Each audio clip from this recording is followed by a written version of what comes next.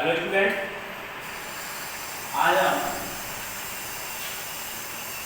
Class 8 science lesson second part first में micro organism plants and fuels में पढ़ेंगे characteristics feature of micro organism. सबसे पहले तो हम देखेंगे माइक्रो ऑर्गेनिज्म क्या है, व्हाट इज माइक्रो ऑर्गेनिज्म।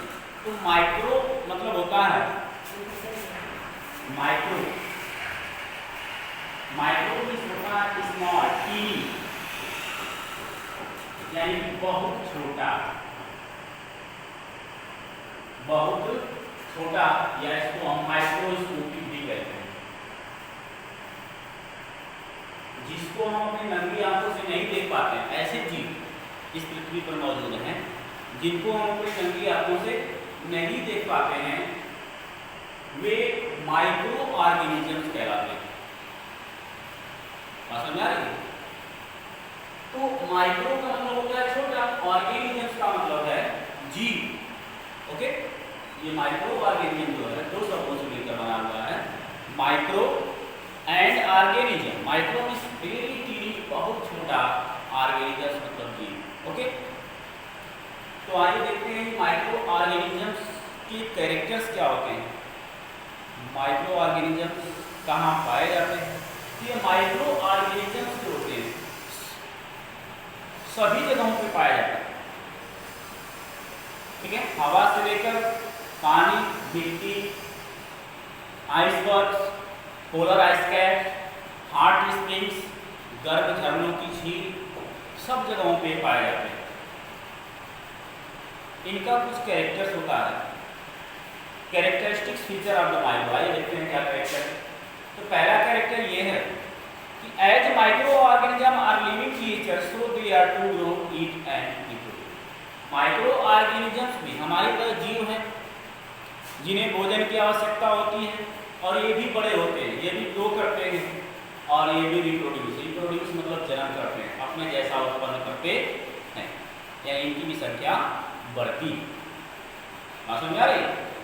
इनके अलावा दूसरा इनका कैरेक्टर है कि some microbes need oxygen to live what other do not. कुछ माइक्रो ऑर्गेनिज्म जो है हमारी तरह, इनको भी ऑक्सीजन की आवश्यकता होती है जीवित रहने के लिए, रेस्पिरेशन के लिए, और कुछ माइक्रो ऑर्गेनिज्म हैं जिनको आवश्यकता नहीं होती, जो बिना ऑक्सीजन के भी वो जीवित रह सकते हैं। तीसरा कैरेक्टर ये है कि microorganism are very tiny in size. ये बहुत छोटी साइज के होते हैं। छोटी साइज का मतलब होता है कि इनकी जो साइज होती है 0.1 म्यूलियम टू 5 म्यूलियम। म्यूलियम ये होता है, 1 म्यूलियम इक्वल टू ये होता है 1/10,000 मिलीमीटर,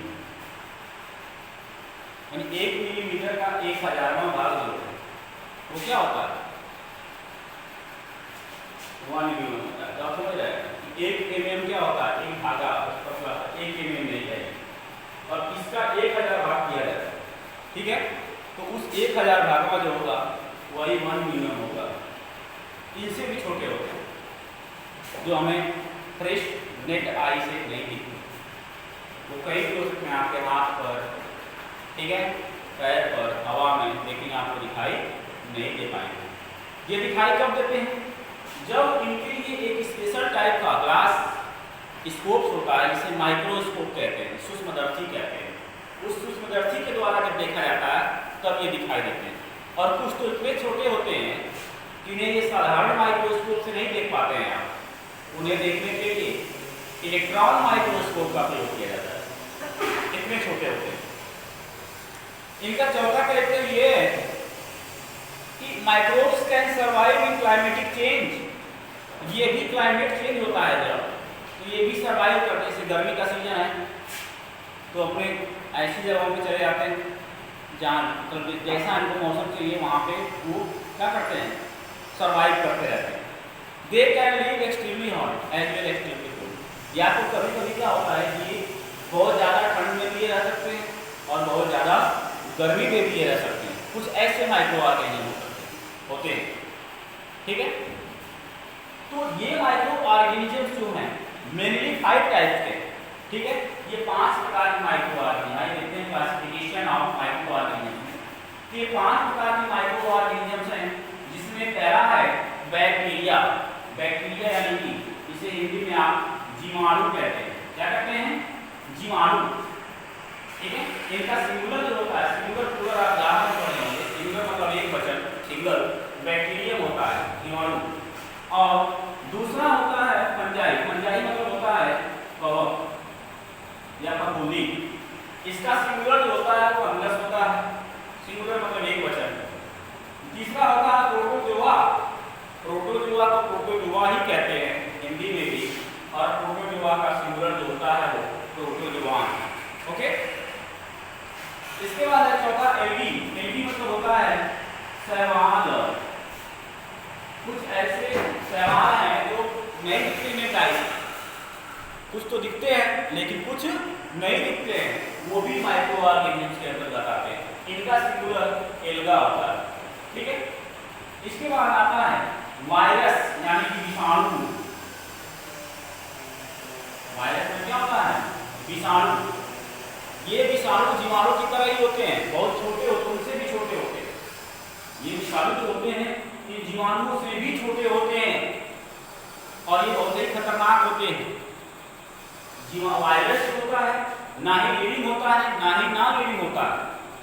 जब हवा में रहेगा, पानी में रहेगा, किसी नॉन लिविंग से के साथ रहेगा वो नॉन लिविंग रहेगा, और जब किसी लिविंग बॉडी में आएगा, जैसे किसी प्लांट में चाहे किसी एनिमल में आ जाएगा बॉडी में, तो वो जीवित हो जाता है, वो जीविंग यानी कि लिविंग हो जाता है। तो इसलिए वायरस को जो है लिविंग्स एंड नॉन लिविंग्स दोनों का कैरेक्टर्स में आता है, इसलिए इसको इनके बीच की कड़ी कहा जाता है। लिविंग्स एंड नॉन लिविंग्स के बीच की कड़ी होती है, ठीक है। तो आइए देखते हैं, स्टार्ट करते हैं। पहला बैक्टीरिया। पहला देखिए स्टडी करेंगे बैक्टीरिया। ये जो बैक्टीरिया होती है इनकी जो साइज होती है, साइज की बात करें यानी आकार, तो यह लगभग 0.2 से 1000 माइक्रोन होती है। 0.2 से 1000 माइक्रोन। जबकि आप देखेंगे यहाँ पे 1 माइक्रोन इक्वल टू होता है 1 माइक्रोन इक्वल टू 1/100 mm।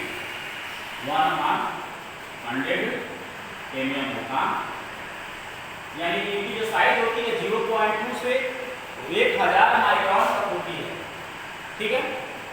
और ये बैक्टीरिया जो है डिफरेंट शेप के होते हैं, डिफरेंट शेप। अगर शेप की बात की जाए ये 3 शेप में आते हैं। पहला होता है कोकस। कोकस मतलब होता है राउंड शेप। ये बैक्टीरिया होते हैं 3 तरह होते हैं, गोल होते हैं, आप समझ रहे? इसको कोकस कहते हैं, ठीक है। अगर ये बैक्टीरिया कुछ इस कंडीशन में, 2 बैक्टीरिया एक साथ जुड़े हुए हों राउंड राउंड, ये डिप्लोकोकस कहलाते हैं, डिप्लोकोकस। अगर 3 हो तो डिप्लोकोकस और बहुत सारे हों तो क्या हो जाएंगे? स्ट्रेप्टोकोक्की कहलाते हैं। अगर बहुत सारे एक चेन में हो जाए, बहुत सारे हो जाएंगे तो क्या कहलाएंगे? स्ट्रेप्टोकोक्की।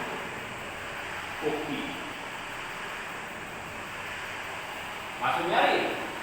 तो इस तरह से राउंड शेप बैक्टीरिया होता है, ठीक है। दूसरा होता है रॉड शेप में, इसको आप बैसिली कहते हैं, बैसिलस या बैसिली, बैसिलस और बैसिली, ठीक है। ये जो बैक्टीरिया होते हैं रॉड शेप में, रॉड शेप का मतलब किस आकार का? छड़नुमा। समझ आ रही? तो इनमें भी ये रॉड शेप बैक्टीरिया कुछ इस पोजीशन पे रहते हैं, और जैसे कि इसमें ये किस तरह का स्ट्रक्चर पाया जाए रॉड शेप बैक्टीरिया में। अगर सिंगल है ये तो ये क्या है? सिंगुलर मतलब मोनोफ्लैजिलेट कहलाएगा। अगर एक साइड में ये फ्लैजिला कहलाता है,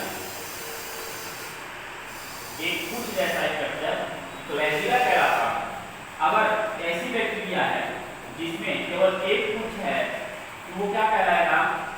मोनोफ्लैजिलेट। क्या कहलाएगा? मोनोफ्लैजिलेट कहलाएगा। अगर ऐसा बैक्टीरिया जिसमें दोनों तरफ कुछ दिखाई दे रही है, ये कहलाएगा डाई यानी बाई फ्लैजिलेट। क्या कहलाएगा? बाई फ्लैजिलेट कहलाता है। और बैक्टीरिया के ऊपर छोटी छोटी इस तरह से रूम टाइप के होती है, इसको क्या कहते हैं आप? क्या कहते हैं हम? रोमाप, हिंदी में रोमाप कहते हैं या सीलिया कहते हैं। क्या कहते हैं? सीलिया। इस तरह की ये बैक्टीरिया रॉड शेप्ड बैक्टीरिया होती है। ठीक है। तीसरा होता है स्पाइरल शेप।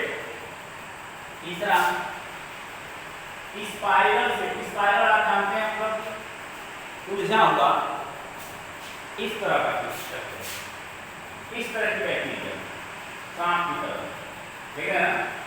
इस तरह की जो बैक्टीरिया होती है स्पाइरल शेप होती है। इनमें भी कभी कभी होती है फ्लैजिला पाई जाती है। अगर एक तरफ फ्लैजिला पाई जाएगी तो यह बैक्टीरिया मोनोफ्लैजिलेट होगा।